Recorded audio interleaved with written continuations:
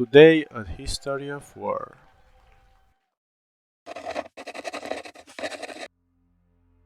After World War II began, Germany invaded and occupied northwestern France, beginning in May 1940.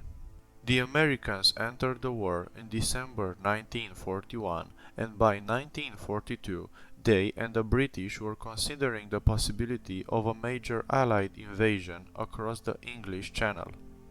In November 1943, Adolf Hitler, who was aware of the threat of an invasion along France's northern coast, put Erwin Rommel in charge of spearheading defense operations in the region, even though the Germans did not know exactly where the Allies would strike. Hitler charged Rommel with finishing the Atlantic Wall, a 2,400-mile fortification of bunkers, landmines, and beach and water obstacles. In January 1944, General Dwight Eisenhower was appointed commander of Operation Overlord.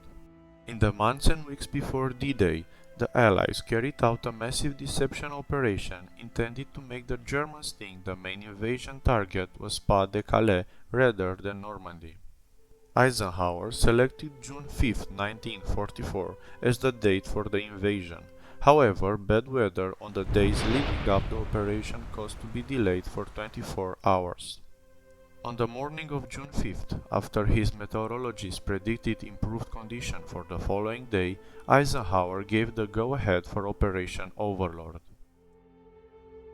He told the troops, "You are about to embark upon the great crusade toward which we have striven these many months.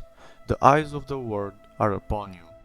Later that day, more than 5,000 ships and landing craft carrying troops and supplies left England for the trip across the Channel to France, while more than 1,100 aircraft were mobilized to provide air cover and support for the invasion. By dawn on June 6th, thousands of paratroopers and glider troops were already on the ground behind enemy lines, securing bridges and exit roads. The British and Canadians overcome light opposition to capture beaches codenamed Gold, Juno, and Sword, as did the Americans at Utah Beach. US forces faced heavy resistance at Omaha Beach, where there were over 2,000 American casualties.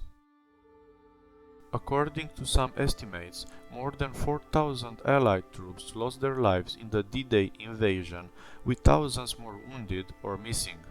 By the end of August 1944, the Allies had reached the Seine River, Paris was liberated and the Germans had been removed from northwestern France, effectively concluding the Battle of Normandy.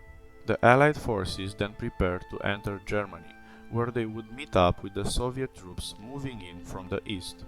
The Normandy invasion began to turn the tide against the Nazis. The following spring, on May 8, 1945, the Allies formally accepted the unconditional surrender of Nazi Germany. Hitler had committed suicide a week earlier on April 30. That was all for today, guys. I hope you like it and see you next time.